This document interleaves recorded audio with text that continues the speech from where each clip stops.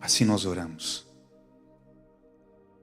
Aqui, nesse texto, irmãos, nós vemos o relato de uma situação muito difícil em família. Nós vemos uma mãe desesperada, um filho com problema e um pai ausente. Como assim o pai ausente? Não, o pai nós não vemos aqui. Nós vemos uma mulher com a filha chegando diante de Jesus Cristo, diante dos discípulos, clamando pela filha, mas nós não vemos o pai. E esse, irmãos, é o relato muitas vezes das famílias dos nossos tempos. Famílias parte evangélicas. Mães com problemas, ou melhor, mães desesperadas, filhos com problemas e pais ausentes.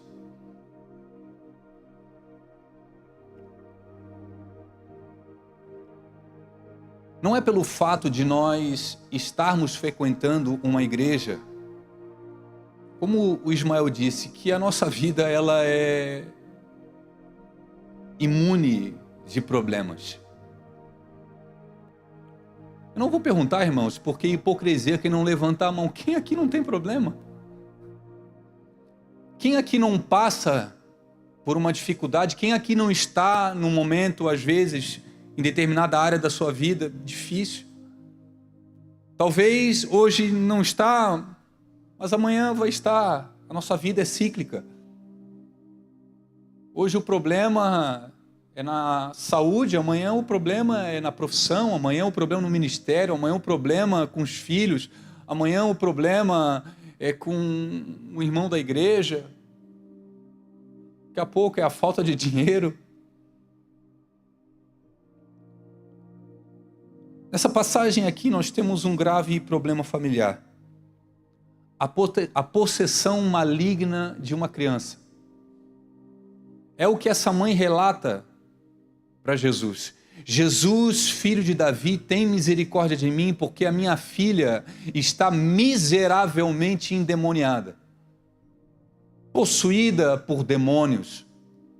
E por mais que muitos de hoje, no nosso tempo, nunca se depararam com uma manifestação diabólica, e a gente não deve jogar confete em cima disso, aqueles mais antigos, né, Bruno? Sabe a realidade que é, o que é uma pessoa possessa por demônios. Eu lembro, aqui nessa igreja, eu acho que em 28 anos aconteceu 1 ou 2 vezes uma possessão maligna aqui, irmãos. Mas na igreja na qual nós frequentávamos, a igreja do Evangelho Pleno, do pastor Evaldo, isso muitos anos atrás, era muito comum, a gente via. Eu já disse isso para a igreja, eu vi, irmãos, em Joinville, uma senhora, talvez de 50, 60 anos de idade. Ela não tinha 1,50 m, não pesava 50 quilos. E eu vi essa mulher carregando 10 bancos grandes de igreja católica, sabe aqueles bancos de madeira, irmão? Que começa aqui e vai até lá. Eu vi essa mulher, ela carregando. E aí chegaram os diáconos, os líderes da igreja, para orar por ela, para tentar segurar ela. Ela fez assim, ó. Eram 3 caras, como se fosse nada. E quando há uma manifestação diabólica, irmãos, o clima é pesado. Da mesma forma que nós nos sentimos bem quando o Espírito Santo de Deus ele desce sobre nós, quando ele se manifesta de forma poderosa, nós sentimos aquele gozo, aquela paz, aquela alegria. Quando há uma manifestação diabólica, irmãos, o ambiente fica pesado.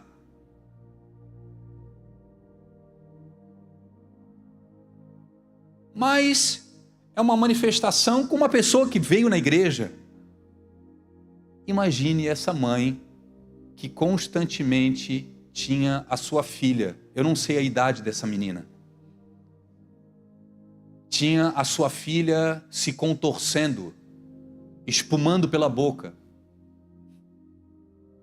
Essa filha ruivando, gritando, eu não sei se subia pelas paredes.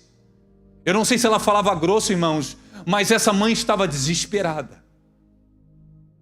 Uma coisa é nós orarmos e nós clamarmos pelo problema dos irmãos. Outra coisa, nós temos um problema dentro de casa. E você, mãe, que está me ouvindo, quer mexer com as suas emoções, toque no seu filho. Toque no seu filho. Experimente o seu filho passar por determinada situação. Você, mamãe, você sai do controle.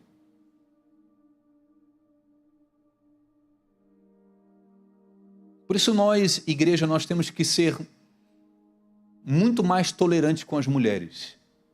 Nós devemos dar ênfase às emoções das mulheres.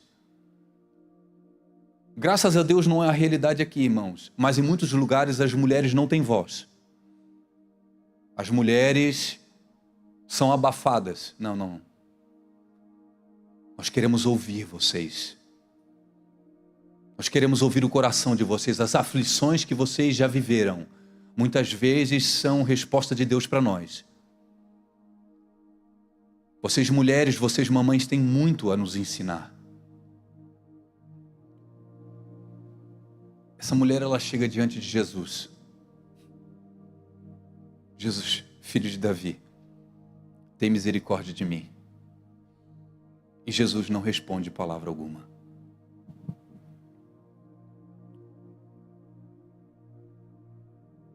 Essa mulher, ela invocou o nome de Jesus Cristo como o Messias.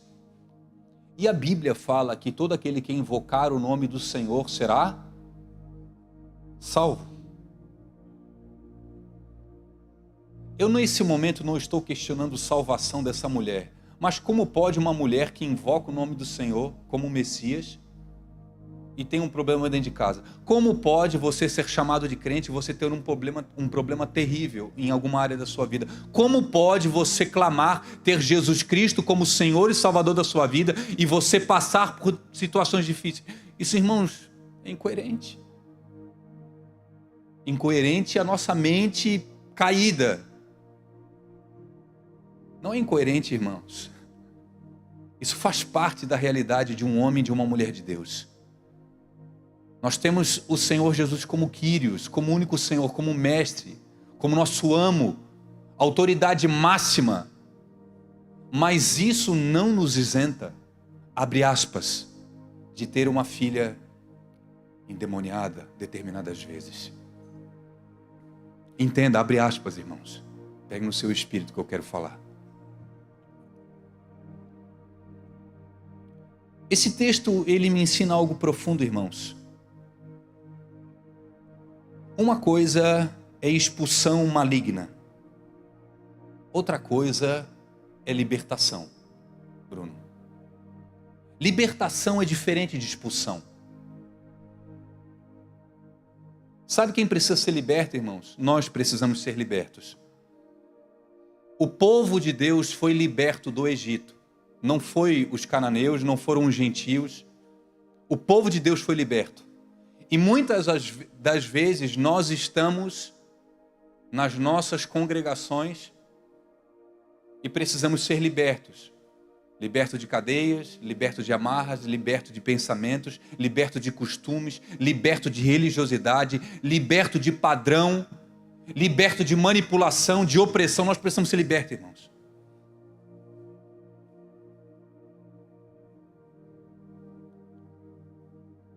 Jesus, ele poderia naquele determinado momento ter falado para aquela mulher, ou mandado trazer a menina, como ele fez em alguns momentos. Sai!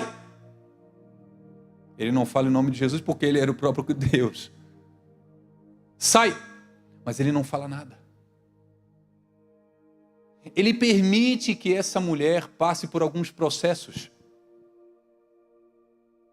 E esses processos, irmãos, eles são difíceis de serem passados. Sabe por que ainda nós permanecemos com algumas, abre aspas, filhas endemoniadas dentro de casa? Porque nós queremos simplesmente uma palavra de Cristo. E Cristo está querendo que você passe por um processo, porque Ele não quer somente fazer o milagre, porque milagre não transforma caráter, processo transforma. O milagre que você está pedindo hoje talvez é fruto de desobediência de ontem. E você quer um estalar de dedos, só que Deus Ele quer transformar o teu coração antes de te entregar aquilo que Ele tem para você. Por isso que Deus Ele permite nós passarmos por processos. E os processos eles são difíceis de serem passados, porque implicam diretamente numa mudança de vida. Literalmente implicam numa conversão.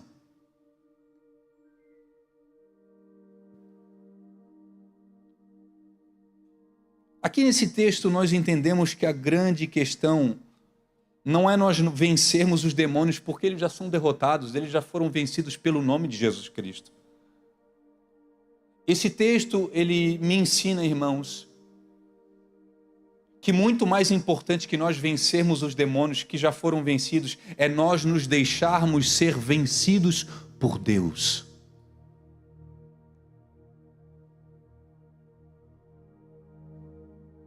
Deixarmos ser vencidos por Deus.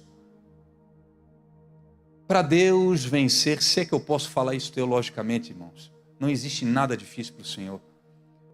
Mas para Deus vencer, às vezes você tem que perder. A Heloísa Rosa, certa vez, ela compôs uma canção. Esse lugar é no Senhor, né?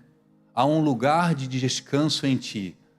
Há um lugar que quando se perde é que se ganha. Esse lugar é no Senhor.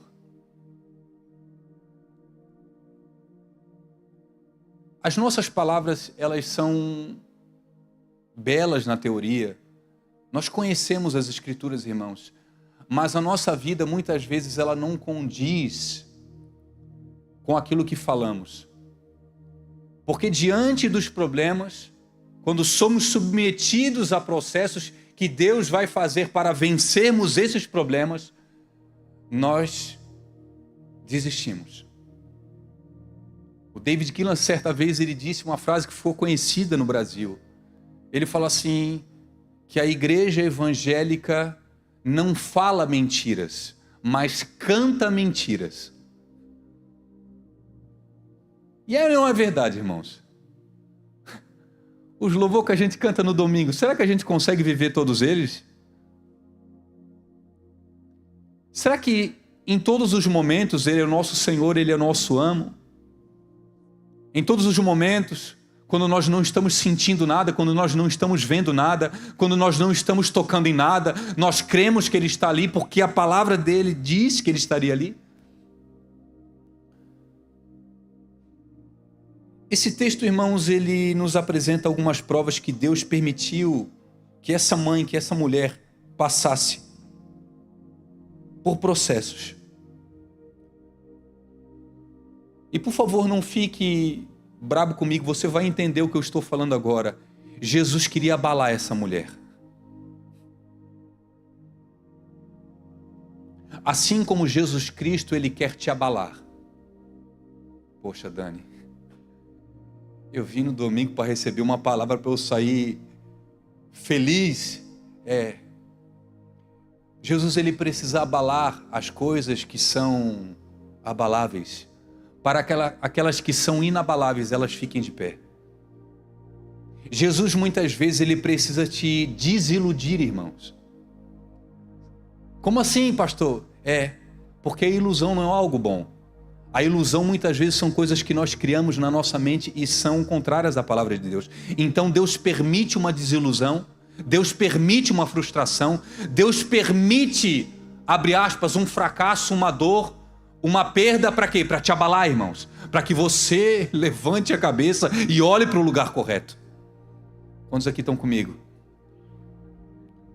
Jesus, Ele permitiu que essa mulher passasse por alguns processos. E eu creio, irmãos, que Jesus, Ele continua permitindo que a gente passe por isso. Por quê?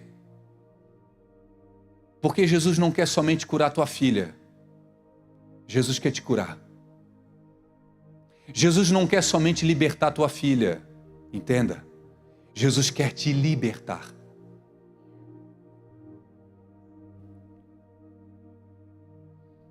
Jesus Cristo, filho de Davi, tem misericórdia de mim, porque a minha filha está miseravelmente endemoniada. Diz o texto, verso 23. Mas ele não lhe respondeu palavra. Jesus ignora os gritos dessa mãe. Jesus faz silêncio diante de uma resposta que ela esperava. Quem aqui tem dificuldade, irmãos, de lidar com o silêncio de Deus?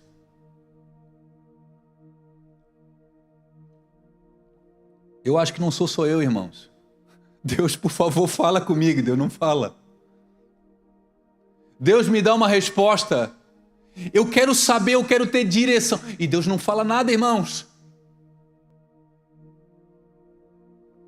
Eu acho que Deus fala muito com você, mas comigo não é toda hora não, irmãos. Eu sei que a palavra dele está aqui, mas tem coisas que eu preciso especificamente. Deus me fala, eu preciso de uma resposta. E eu tenho silêncio. Só que quando Deus silencia a sua voz, Deus está expandindo o teu interior para que você possa receber aquilo que ele vai falar lá na frente. Quando Deus silencia a sua voz, é Deus abrindo um buraco dentro de você para que você possa receber aquilo que ele vai entregar depois. O silêncio é como uma cirurgia. O silêncio é como uma anestesia. O silêncio é Deus pegando os teus olhos, fechando, te dando um calmante e falando, fica aí, meu filho. Mas Deus, eu preciso correr. Não, agora o que tu precisa é deitar nessa maca, porque eu vou começar uma cirurgia dentro de você. Quem aqui fica conversando com um médico durante uma cirurgia? Qual é o paciente que conversa com o doutor, com o médico, com o cirurgião quando está sendo operado? Não. O que o médico muito sabiamente faz para fazer algo dentro de ti, o que ele faz, irmãos? Ele te dá uma anestesia. Você apaga. Você fala para si mesmo, não sei quantos aqui já fizeram cirurgia e provaram de uma anestesia geral, você fala assim, eu vou ficar acordado, eu vou ficar acordado, daqui a pouco você só abre os olhos, você está em outro quarto. O que aconteceu comigo? Meu filho, o mal foi tirado dentro de ti. Eu arranquei aquilo que iria te matar. Mas eu queria tanto ouvir a tua voz, doutor, no meio da cirurgia. Se tu ouvisse, talvez tu teria maiores dores ainda. Então eu precisava te apagar. Assim Deus faz conosco. O silêncio de Deus, meu querido, meu amado irmão, é a prova que Ele está trabalhando dentro de você. A ausência temporária de resposta é a prova de que Deus está mexendo dentro de você em coisas que você nem imaginava. Jesus, ele não responde palavra. E os seus discípulos, chegando ao pé dele, rogaram-lhe dizendo, despede a que vem gritando atrás de nós. O coração dela, naquele momento, quando ela clama, quando ela pede socorro e Jesus não responde palavra, o coração, o sentimento, as emoções dela estavam gritando para ela, Jesus não te ama. Jesus se esqueceu de ti. Jesus te abandonou. Jesus não se importa contigo. A tua dor, o teu sofrimento, aquilo que você tem passado, meu filho, é indiferente. Aquela história que você ouviu lá na igreja, que você leu, que Deus está contigo, que Deus está do teu lado, que Deus não te abandonou, isso é mentira. É os sentimentos gritando para essa mulher. Ai, irmãos. Eu sei que Deus está fazendo algo dentro do coração da igreja. E a maior prova, uma das provas, se eu posso dizer, é o silêncio. Elias, depois de ser confrontado e atacado por palavras por Jezabel, diz a Bíblia que ele vai para uma caverna. E quando ele chega naquela caverna, Deus fala o seguinte para ele: Elias, o que fazes aqui? Não é o que fazes aí, é o que fazes aqui. Ou seja, Deus estava com ele ali dentro. Ele estava se sentindo sozinho, ele achou que todos os profetas tinham morrido, ele achou que estava desamparado, que era o fim da vida dele, e Deus fala: o que tu fazes aqui, Elias? Ah, Senhor, eu estou sozinho, não existe mais ninguém comigo, eu fui o único que mantive fiel. Não, Elias, sai para fora.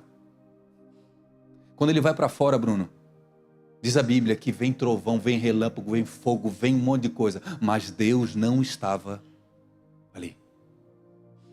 Daqui a pouco, Naiobe, vem uma voz mansa e delicada, vem um sussurro. Palavras do pastor Dani, vem um silêncio. E Deus estava ali.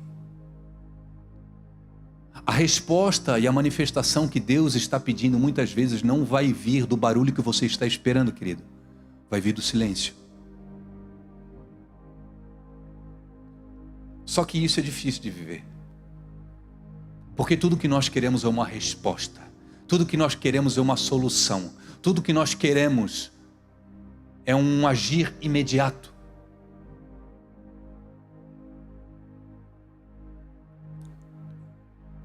No verso 24, está lá Romero, verso 24. E ele respondendo disse: eu não fui enviado senão as ovelhas perdidas da casa de Israel. Então chegou ela e o adorou, dizendo: Senhor, socorre-me. O que Jesus estava falando nesse momento para os discípulos e para ela: mulher, eu vim para os judeus. Ele não disse isso naquele momento, mas era como se ele estivesse dizendo: o ministério aos gentios vai começar por intermédio dos apóstolos. Eu fui enviado para os judeus, para a casa de Israel. Diz o verso 21 que nós começamos a ler do capítulo 15. E partindo Jesus dali foi para as partes de Tiro e Sidom. Guarde uma coisa com você, irmãos. Todas as palavras, todos os dizeres, todos os escritos que estão na Bíblia têm um porquê de estar ali. Mateus e Marcos, eles não falaram por acaso dessa cidade Tiro e Sidom. Eu queria que você abrisse comigo Ezequiel, o livro do profeta Ezequiel, capítulo 28. Capítulo 28, verso 1.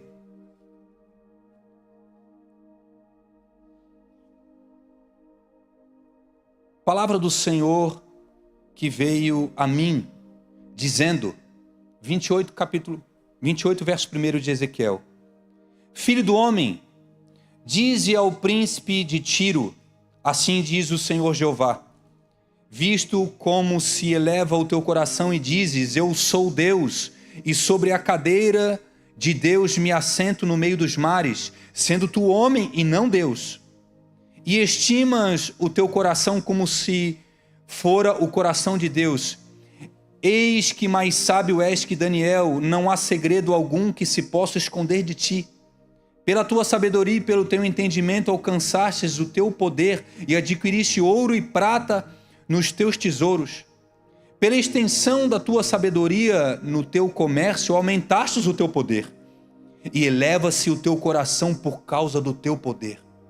Portanto, assim diz o Senhor Jeová, pois que estimas o teu coração como se for o coração de Deus, eis que eu trarei sobre ti estranhos, os mais formidáveis dentre as nações, os quais desembainharão as suas espadas contra a formosura da tua sabedoria e mancharão o teu resplendor.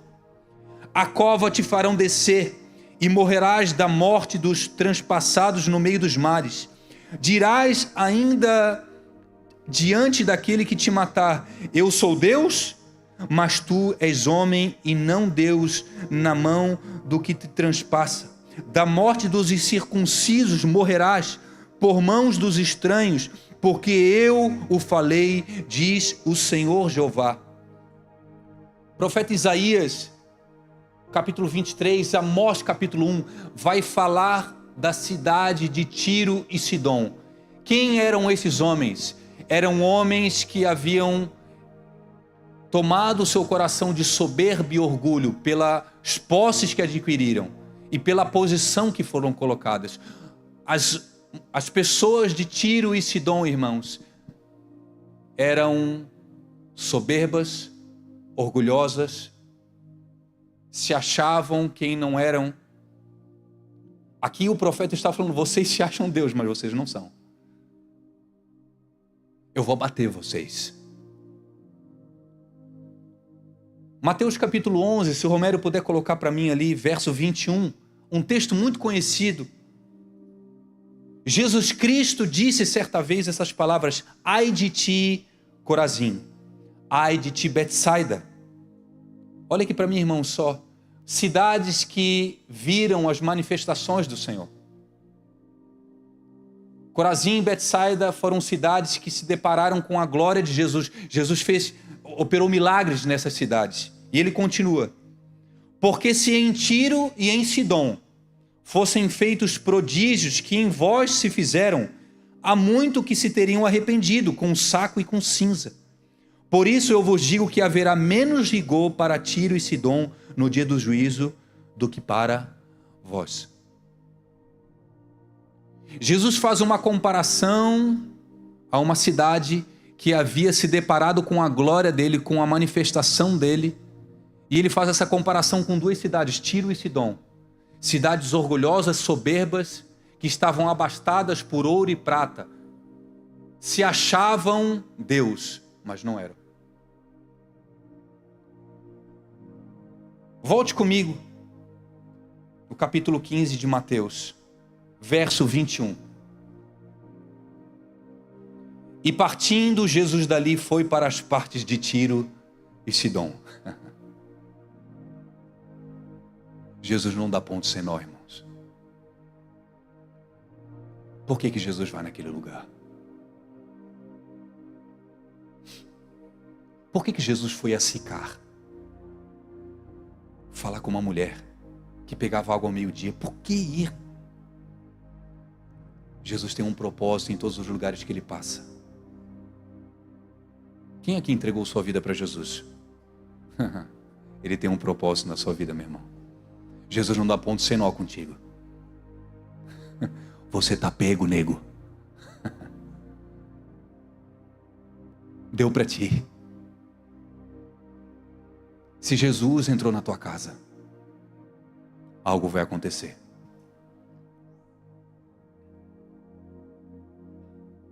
Essa mulher, diz o texto de Mateus, que era uma mulher cananeia. Mas Marcos vai falar que essa mulher era uma mulher grega, sírio-fenícia.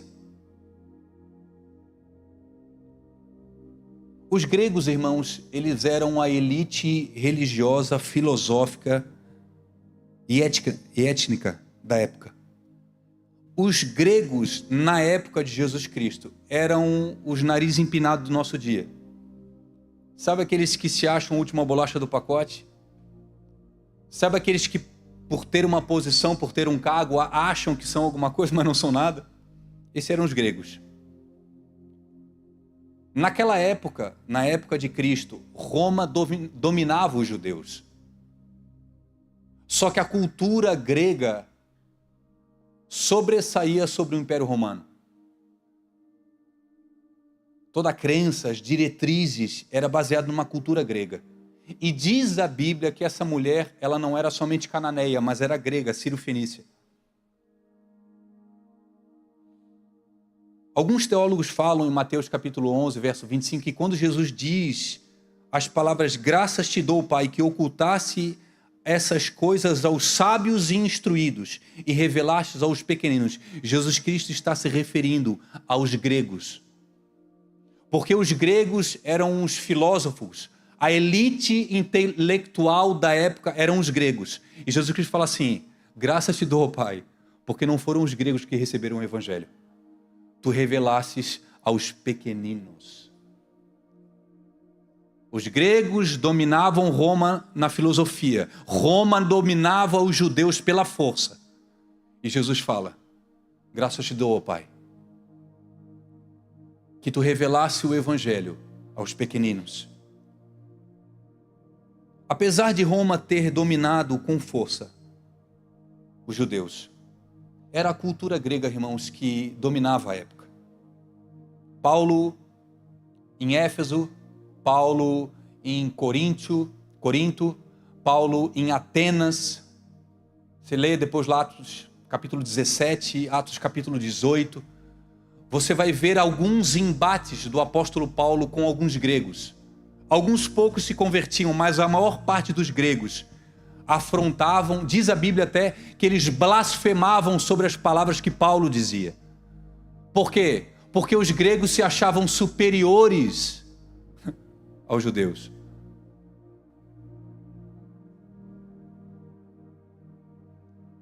Essa mulher era uma mulher grega, sírio-fenícia.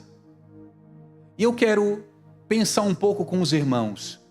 Por que você acha que Jesus não responde palavra a essa mulher?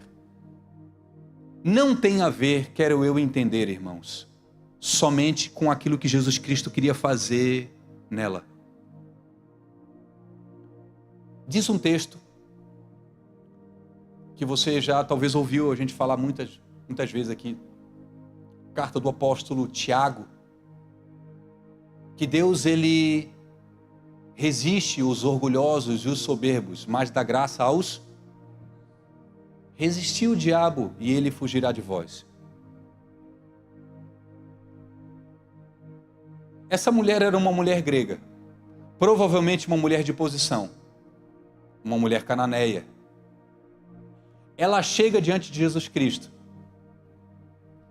Só que Jesus não enxerga somente dentro dela um pedido. Jesus enxerga dentro dela coisas que nem mesmo ela discernia. Há quem diga que orgulho, irmãos, é igual mau hálito. Quem tem, não sabe que tem. Para você diagnosticar o orgulho na sua vida, você precisa de um amigo. Para você diagnosticar o orgulho na sua vida, você precisa de um esposo, de uma esposa. Para você diagnosticar o orgulho na sua vida, irmãos, muitas vezes você vai precisar de uma pessoa do lado.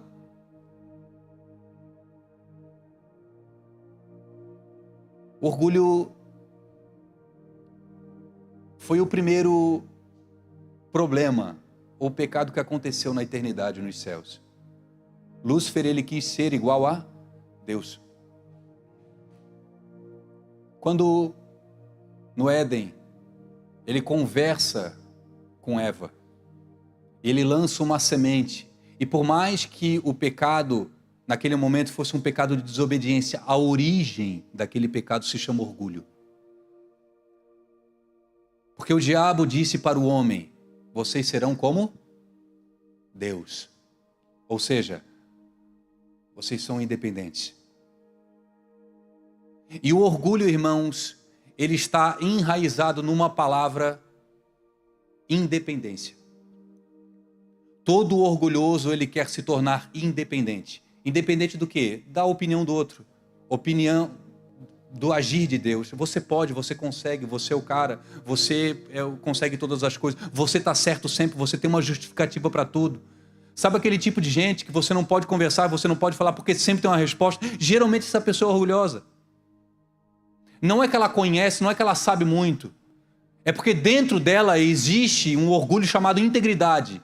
Porque faz tudo certo, porque pode todas as coisas, porque eu faço o que você não faz. Eu já percorri um caminho que você não percorreu. Você está errado, eu estou certo. Você não dá e eu dou. Você não serve, eu sirvo. Você não sabe nada, eu sei. Orgulho, irmãos.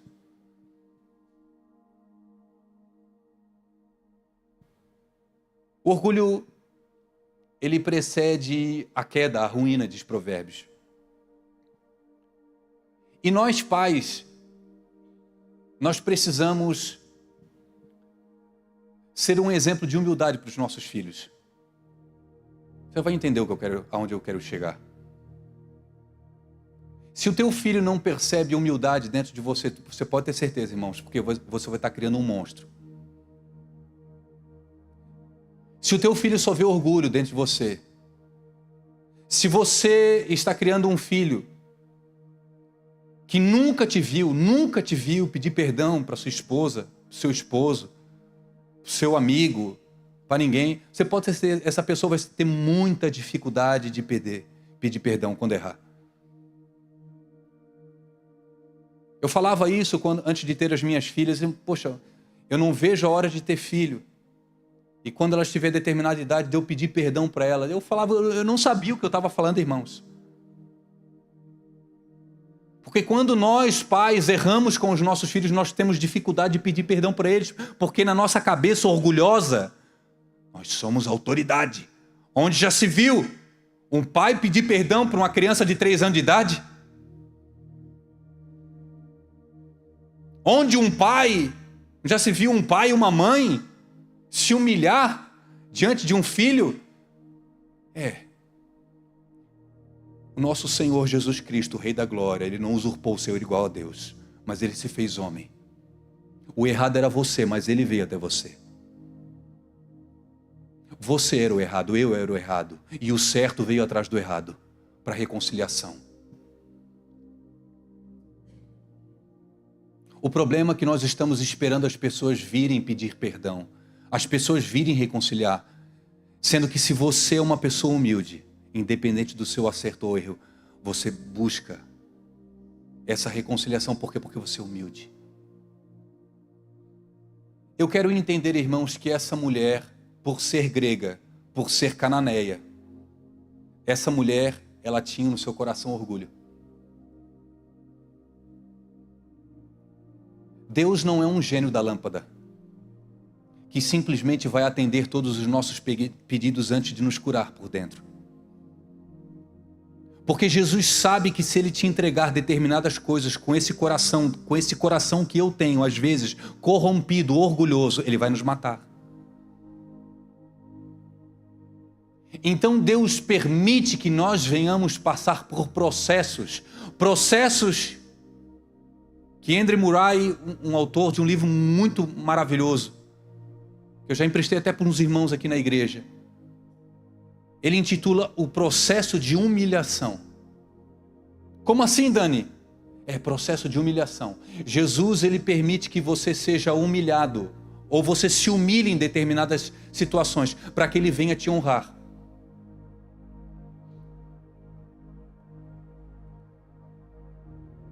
Sempre que uma família, um governo, uma nação é destruída, você vai ver por trás desse rompimento, dessa destruição, o orgulho. É sempre, irmãos.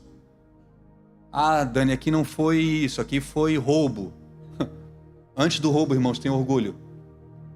Porque o roubo, ele está baseado em si mesmo. Você pensa em si, não pensa no outro. Você pensa no seu umbigo, você pensa no seu bem-estar, você não pensa... Isso é orgulho, irmãos. Aqui nesse caso, a destruição dessa família não foi orgulho, pastor Dani. Eu acho que nessa aí tu se equivocou. Aqui foi adultério. Meu querido, sabe por que as pessoas adulteram? Por orgulho. Porque se fossem humildes o suficientes, eles negariam a sua própria vontade e permaneceriam fiéis. Se fossem humildes o suficientes, iriam confessar as tentações para não precisar confessar pecado. Se fossem humildes o suficientes, fossem limpos dessa soberba e desse orgulho, iriam chamar o irmão da igreja: Bruno, por favor, vem cá, cara. Eu estou sendo tentado, velho. Aquela mulher lá, cara, me mandou mensagem. Isso é realidade, irmãos. Isso é vida prática de igreja. Esse evangelho que às vezes as pessoas pregam, que não é realidade, não traz transformação de vida, isso aí é balela, irmãos. Por favor, Bruno, vem cá, cara. Ora comigo aqui, me ajuda, cara. Chora comigo, por favor, cara, eu não estou aguentando mais. Irmãos, isso é humildade. Isso é humildade. Que nós, homens e mulheres, venhamos confessar as nossas tentações para que nós não venhamos precisar confessar os nossos pecados. Mas pelo fato de nós estarmos às vezes encharcados de orgulho, nós sofremos calado, nós sofremos sozinhos. O que vão pensar? Você é pastor, cara? Como é que tu vai expor tua fragilidade assim? Eu prefiro expor fragilidade do que expor pecado. Eu prefiro mostrar para todo mundo que eu não consigo, que eu não posso sozinho. Que eu tenho dor, que eu sofro, como o Ismael falou. Eu prefiro mostrar às vezes para a igreja que eu estou capengando. Ora por mim porque eu não estou aguentando mais. Do que daqui a pouco vocês ouvirem uma notícia. Escândalo. Caiu mais um líder. Mas era tão homem de Deus. Mas era tão bom, meu Deus, que palavra maravilhosa que ele pregava. Meu irmão. O orgulho continua destruindo as famílias, as igrejas, as nações.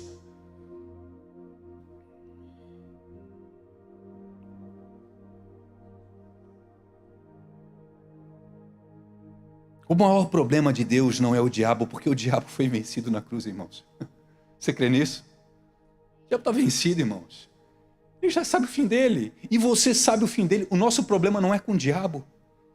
O problema de Deus, irmão, se é que eu posso falar isso, o problema, Jonas, é o nosso orgulho. Sabe por quê? Porque Deus resiste. Aí você quer se aproximar, eu quero me aproximar de Deus, e Deus está com a mão no peito, falando assim, para trás de mim. Mas Deus, eu estou dando dízimo, eu estou dando oferta, eu estou pregando, eu estou cantando, eu estou discipulando, eu estou indo nos hospitais, eu estou fazendo o que for, para trás de mim. Deus resiste o soberbo e o orgulhoso.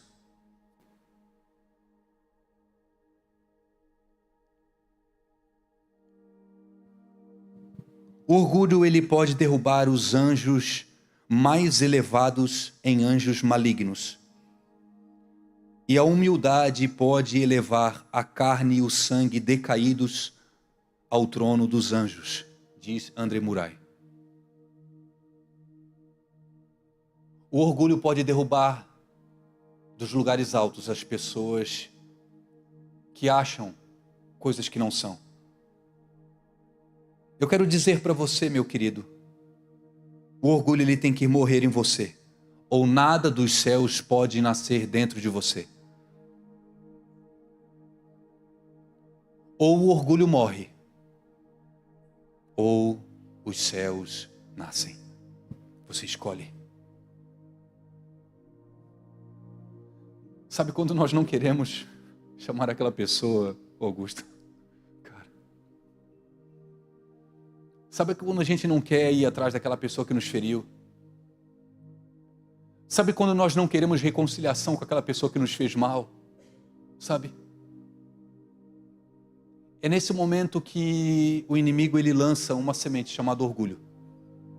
Você está certo. Você não precisa. O errado é ele. Você é superior.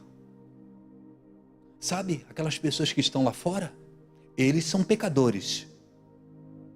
Você é lavado e remido pelo sangue de Jesus Cristo. Você é superior. Você entende que o diabo, ele trabalha sempre com uma meia-verdade, irmãos. Ele lança algo dentro de você para você se achar uma pessoa que você não é. Pelo sangue de Cristo nós somos dignos. Pelo sangue de Cristo. Mas quando você sai desse lugar, irmãos, você é somente barro. Vaso usado é aquele que está na mão do oleiro. Amém? Vaso fora das mãos do oleiro, sabe o que é, irmãos? Barro. É isso que eu e você somos. Agora, pastor Bruno, eu sou pastor. Agora eu sou o pastor da igreja.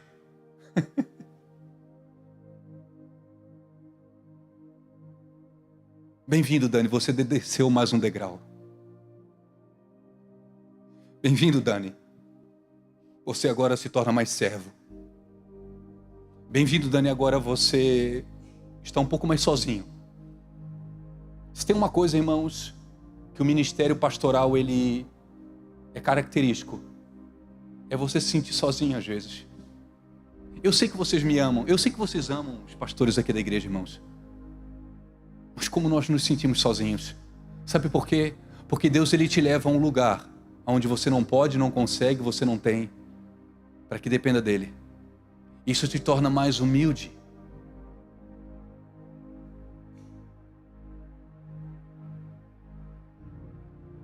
O que temos de orgulho dentro de nós é o que temos do anjo caído dentro de nós. O que temos de orgulho dentro de nós é o que temos de Lúcifer dentro de nós. O que temos de humildade dentro de nós é o que temos de Cristo dentro de nós. Irmãos, há 3 anos atrás, acho que 4 anos atrás, eu fiz aniversário. Não, faz 2 anos atrás, 2 anos e pouco. E eu nunca tinha feito isso com o Senhor. Eu fiz um pedido para o Espírito Santo, Augusto, de aniversário. Pastor, o que tu pediu? Foi carro, foi casa, o que tu pediu? Eu assim, Espírito Santo, eu quero ser humilde como Jesus. Com 40 anos. Existem pedidos e orações que nós fazemos ao Senhor que às vezes Deus não responde. E é natural, né? Amém, irmãos? Às vezes você pede alguma coisa, você está orando. Tem pessoas que estão orando há anos por alguma coisa. Mas naquele dia, na sala, quando eu pedi isso, Espírito Santo, eu quero ser humilde. O Espírito Santo, ele falou comigo, irmãos. E a resposta dele foi o seguinte: você está disposto a receber esse pedido? Eu entendi o que o Senhor estava querendo falar comigo. Porque para eu me tornar humilde, era necessário eu perder. Eu perder. Eu falei assim, Senhor, eu estou disposto. Eu quero ser humilde. E o Senhor me fez um pedido. Não vou compartilhar aqui com os irmãos, talvez algum dia eu compartilhe, talvez algumas poucas pessoas sabem. E o Senhor, ele me pediu algo que para mim foi muito difícil, irmãos. Muito difícil. Muito. Eu entrei em crise.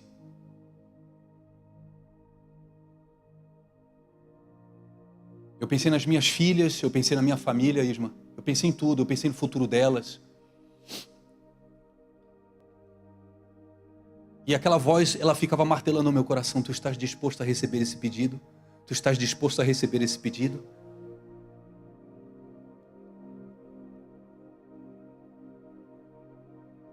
Uma coisa, Deus ele me ensinou, e não sei se isso vai servir para os irmãos.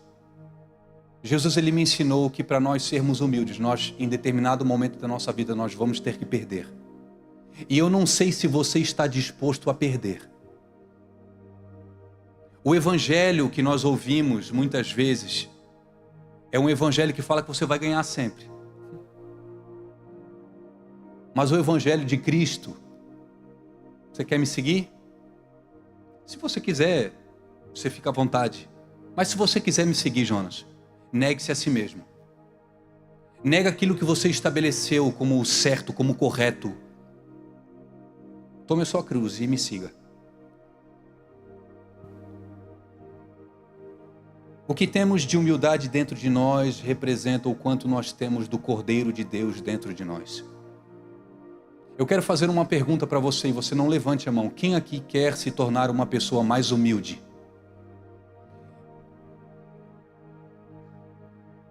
Quem aqui quer ser mais humilde? Eu sei que essa é uma palavra, irmãos, que entristece, porque a gente quer ganhar. Só que existem coisas que Deus quer te entregar. Existe uma filha que vai ser restituída quando você entrar num lugar de humildade. Por que Jesus ele nunca foi ferido emocionalmente, irmãos? Porque Jesus não tinha orgulho. E por que nós ficamos feridos muitas vezes, Jonas? Bicudinho. Sabe aquele biquinho que a gente faz? Por quê? Porque tem orgulho dentro de nós. Não falo contigo hoje o dia inteiro, tá? Te cortei do meu relacionamento agora. Por quê? Porque tem orgulho dentro de nós. Pessoas que não têm orgulho, eles passam por cima disso. Pessoas que têm orgulho falam assim, ó, para mim você morreu. Pessoas que são humildes, eu estou disposto a reconciliar. Pessoas que são orgulhosas, largam, desistem, se afastam. Pessoas humildes, passam por cima de si mesmo. E para agradar a Deus, negam a si mesmo.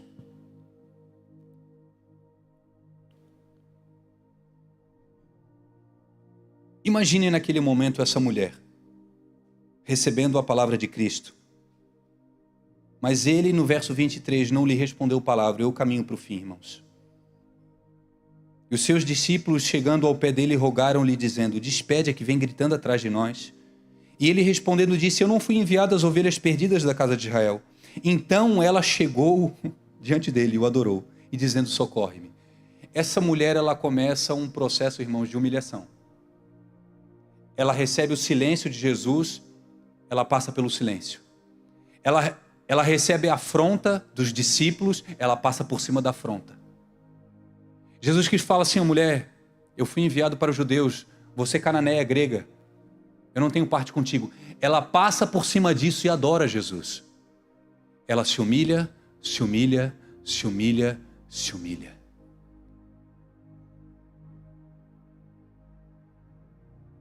Essa mulher era cananeia e quem eram os cananeus? Os cananeus eram descendentes de Canaã, filho de Cã, filho de Noé. Certa vez, os filhos de Noé eles descobrem a nudez de Noé. Noé tinha tomado uns goró, tinha ficado meio fora de si. E diz a Bíblia que Cã, ele vai até o pai e ele desonra o seu pai. Ele vê a nudez do seu pai. Ele recebe uma maldição pela parte de Noé. Só que Noé não amaldiçoa o filho, Noé amaldiçoa o neto. Ou seja, a descendência. Maldito seja Canaã. E quem eram os cananeus? Diz a Bíblia que essa mulher era cananeia. Os cananeus, irmãos, eram homens e mulheres que desprezavam a Deus, desonravam os pais, as coisas sagradas. Os cananeus, eles habitavam em Canaã antes dessa região ser conquistada por Josué. Era um povo idólatra, eles adoravam a Moloque, eles adoravam a Baal, a Azerá. Era um povo completamente fora dos padrões que Deus havia estabelecido para um povo. E diz a Bíblia que essa mulher era uma mulher cananeia. Você consegue entender por que Jesus começa a fazer com que essa mulher passasse por um processo? Você consegue imaginar por que Jesus foi em Tiro e Sidom? Por que Jesus não responde palavra?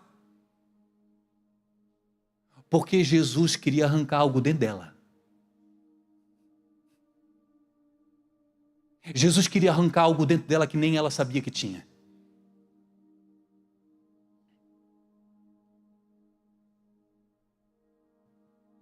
Jesus, naquele momento, quando diz para a mulher, mulher, não é bom pegar o pão dos filhos e deitar os cachorrinhos. Jesus, ao contrário de que alguns falam, Jesus não está chamando a mulher de cadela, de cachorra. Jesus está usando uma realidade histórica e ela entende.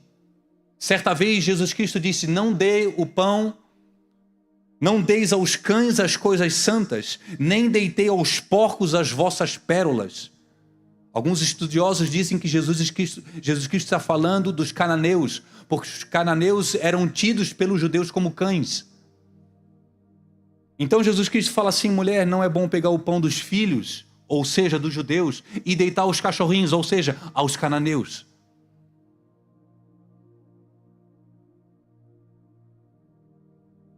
Essa mulher, quando ela recebe essa palavra, ela diz: Senhor, tu tens razão. Nós desprezamos a lei de Deus. Nós desonramos o Senhor. Nós nos desviamos. Nós desobedecemos os nossos pais. Nós adoramos a outros deuses. Nós estamos desviados. Mas, por favor, Jesus, socorre-me!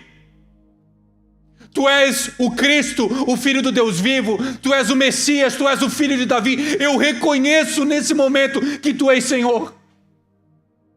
Ela se humilha, se humilha, se humilha, se humilha.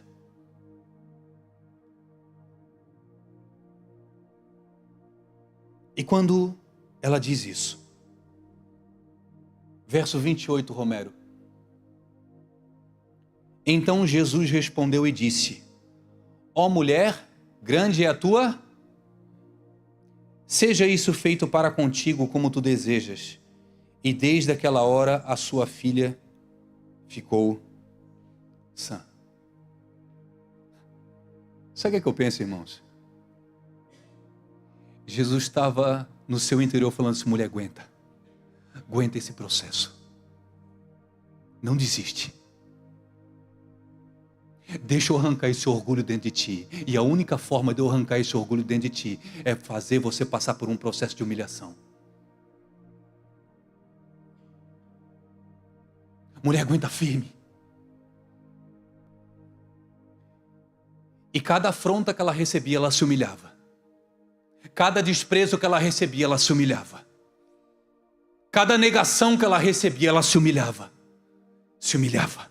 Ela perdia nos seus sentimentos, ela perdia no seu coração, ela estava perdendo a todo momento. E quando Jesus ele responde: mulher, grande é a tua fé, sabe o que eu penso, Bruno? Era Jesus respondendo para ela: ó mulher, grande é a tua humildade.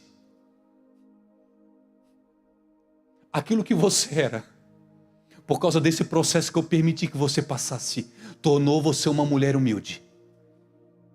Seja feito para contigo como tu desejas. E desde aquela hora a filha dela ficou sã. Os nossos filhos estão sofrendo pelo nosso orgulho.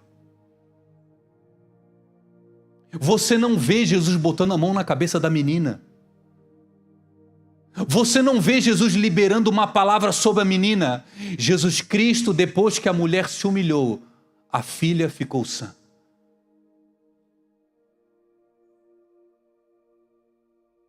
Existem demônios agindo com a raiz no orgulho que ainda habita dentro de nós, irmãos. E quando nós nos humilharmos e quando nós nos convertermos, quando nós formos humildes o suficiente passar por cima de conceitos, de coisas que nós achamos, não, é porque esse é o meu jeito é assim, Bruno. Eu sou assim mesmo, eu sou seco, eu não falo muito. Irmão, você é orgulhoso, por isso que você não fala. Jesus quer que você seja humilde. Não, mas eu fui criado dessa forma porque o meu pai era assim. E daí que o seu pai era assim? E daí que a sua mãe era assim? Mas Jesus era assim. Jesus era dessa forma, manso e humilde. Por que você é assim dessa forma? É porque ainda falta humildade dentro de você. Falta humildade dentro do Dani. A gente está muito grande. Nós somos muito bons na justificativa, nos argumentos. A gente conhece muito de teologia, irmãos. Pega essa tua teologia. Pega essa tua teologia, irmãos. Se tem orgulho aí, rasgue ela.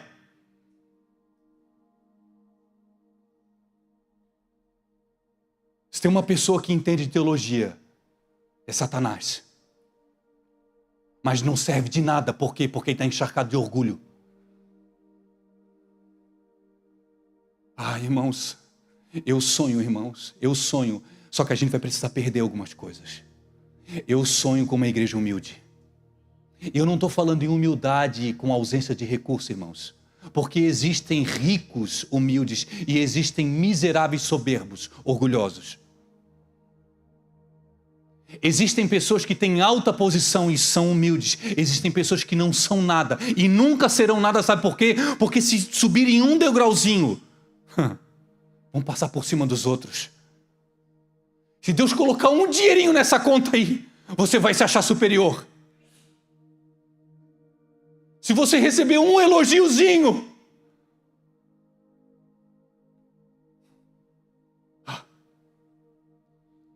mulher, grande é a tua fé.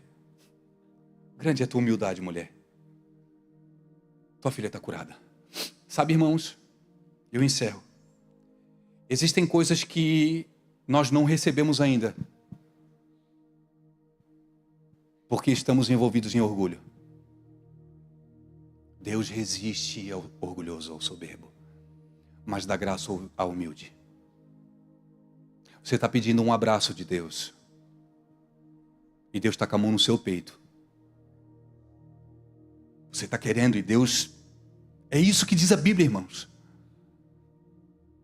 Aquela mulher cananeia, aquela mulher grega, ela saiu de um patamar dos gregos e ela se humilhou.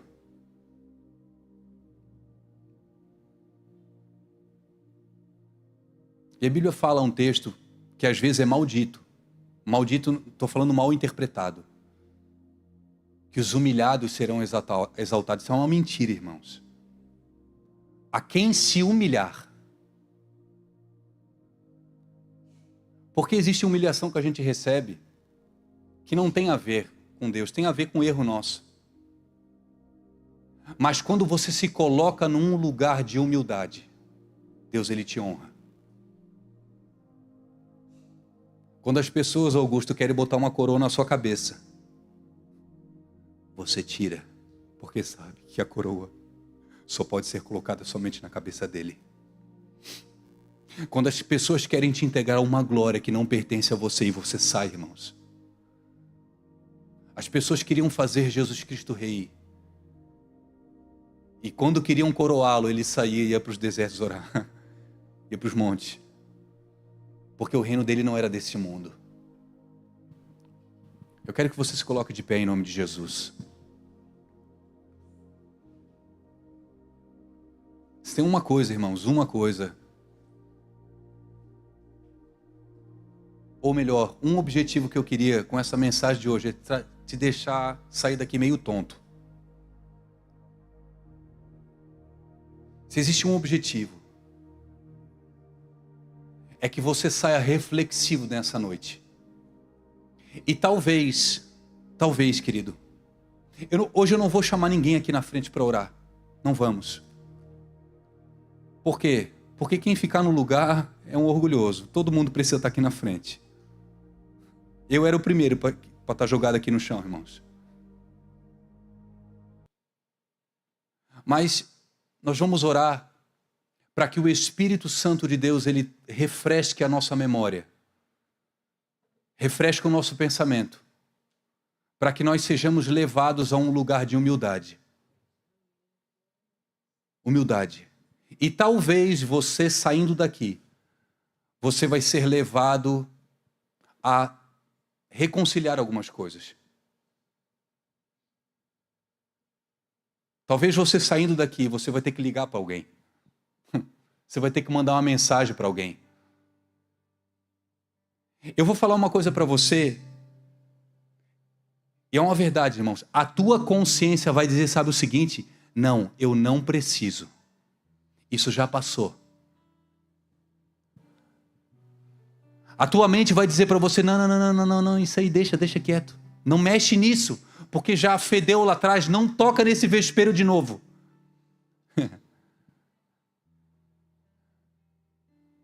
Não vai atrás, não se humilha. Você já foi muito chacoteado, não mexe nisso. Irmãos, se você quer receber mais do Cordeiro, do Filho de Deus, é necessário que você entre num lugar de humildade. E existem coisas que o Senhor ele quer te entregar. Abre aspas, existe uma filha que vai ser sarada depois que você se humilhar. Se humilhar. Se humilhar. Se humilhar. Eu já contei isso para os irmãos. Depois que o Senhor ele começou a falar comigo sobre essa passagem, sobre orgulho. Irmãos, eu procurei muita gente.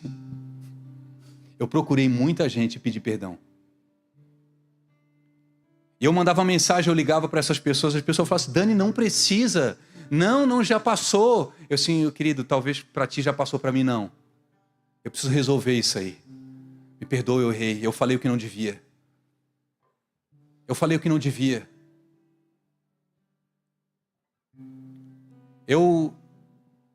Hoje vocês fizeram uma homenagem para nós pastores, né? No começo do ano, acho que foi janeiro ou fevereiro, um irmão aqui da igreja veio falar comigo, falando que algumas pessoas aqui da igreja estavam com um problema comigo. Dani, o pessoal não vai com a tua cara não. E foi essa a expressão. Eles não conseguem mais ficar contigo. E as pessoas estão se afastando de você. Aí eu assim, querido, me fala quem é. Ele disse, eu não posso falar. Assim, tu quer me ajudar ou me atrapalhar? Eu falei para ele. Não, eu só tenho que te falar isso aí. Então tá bom, querido, se eu não sei quem é. E eu não sei se vocês lembram, no final do culto, eu peguei o microfone e eu pedi perdão para a igreja toda. Eu falei assim, irmão, se alguém de vocês aqui eu magoei, eu entristeci, eu falei alguma coisa, por favor, vocês me procurem. Essas pessoas que ele falou nunca vieram me procurar. Na minha cabeça, ô Jean, eu poderia ter falado assim, não, eu já fiz a minha parte. Na verdade, nem precisava fazer isso. A nossa mente orgulhosa é assim, não precisa fazer isso. Irmão, desculpa que eu passei da hora hoje. Vocês me perdoem. Deixa assim agora, Dani. Tu já falou, tu já fez a tua parte. Eu esperei uma semana, eu esperei 2 semanas, irmãos. Ninguém veio me procurar. Cara, as pessoas têm problema comigo e não vieram procurar, não vieram falar comigo. Eu sou o pastor da igreja. Meu Deus do céu, eu entrei em crise, irmãos, eu não dormia mais. Eu já falei isso para vocês. Vocês podem ter um problema com o irmão da igreja, mas quando vocês têm um problema com o pastor da igreja, vocês não vêm mais para a igreja. Por quê? Porque vocês vão estar olhando para um cara ali pregando na igreja, vocês têm problema com ele? É difícil isso, eu entendo vocês. Então, eu preciso consertar com todo mundo. E eu saí mandando mensagem, irmãos, para quase toda a igreja. Vocês que estão aqui me ouvindo, alguns sabem que eu mandei mensagem para vocês. Meu querido, eu te fiz alguma coisa?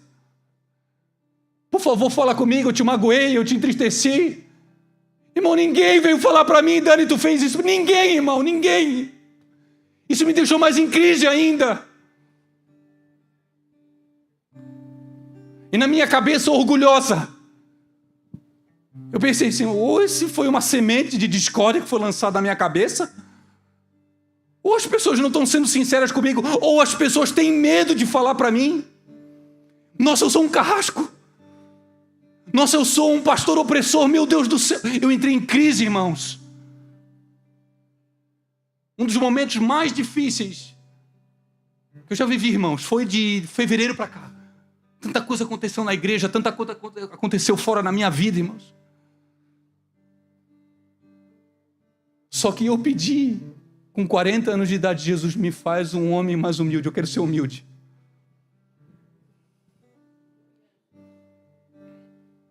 E eu reforço, irmãos, se em algum momento eu ou nós pastores entristecemos vocês, vocês nos perdoem e nos procurem. Eu vou falar uma coisa para a igreja, irmãos, vocês não fiquem tristes. Quando nós errarmos, nós vamos confessar e nós vamos pedir perdão. Enquanto o Senhor permitir que nós estejamos pastoreando essa igreja, nós não aceitamos pecado oculto.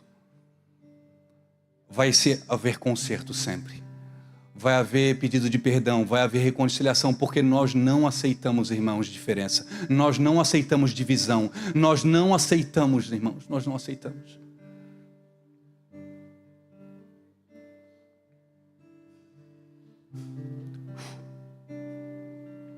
Abraça a pessoa que está do seu lado. Glórias a Deus. Glória a Jesus. Glórias ao teu nome, Jesus.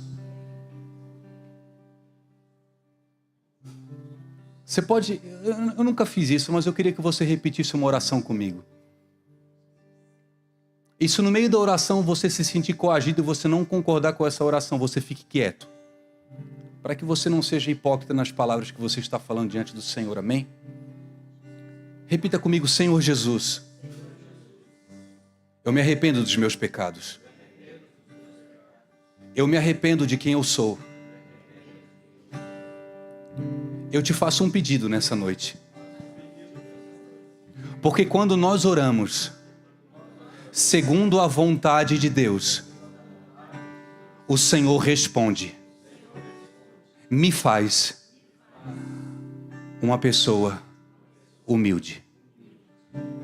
Me faz uma pessoa humilde. Em nome de Jesus. Amém. Senhor, que o Senhor nos leve em paz e segurança para os nossos lares, debaixo da tua bênção. Em nome de Jesus. Amém. Que Deus te abençoe, querido. Vá na paz do Senhor. Uma semana abençoada. Glórias a Deus.